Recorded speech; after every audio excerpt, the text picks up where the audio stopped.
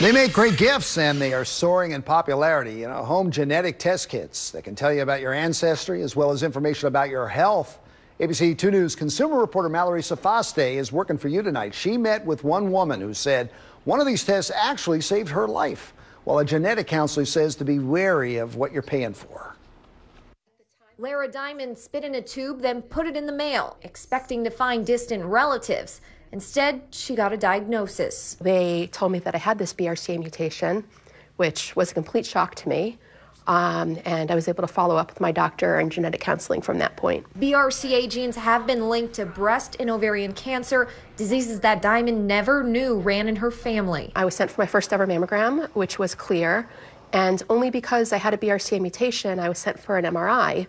And that wasn't clear. So they did a biopsy, and it turns out I already had cancer. Stage 1 breast cancer. There were no symptoms.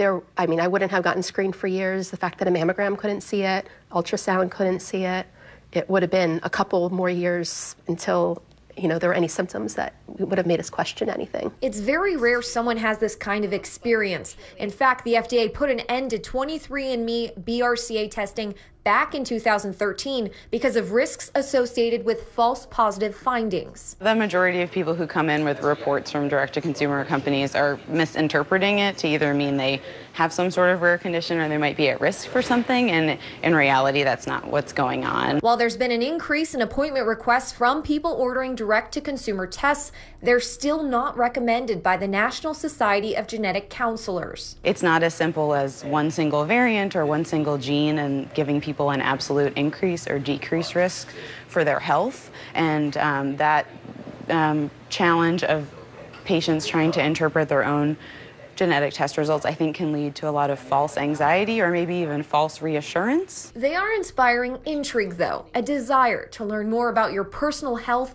and the people you're connected with. People seem to want a lot of the crystal ball for their health care, and so I think that's adding to people's desire to know more. I'm very glad that I'm obsessed with genealogy, because my life would be very different in many ways otherwise. Lara Diamond has tried 3 different direct-to-consumer tests.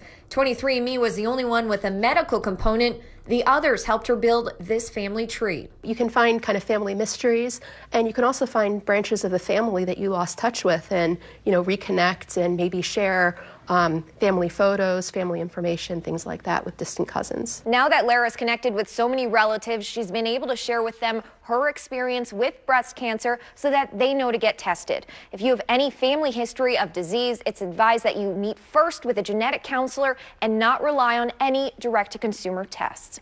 For ABC 2 News, I'm Mallory Safaste.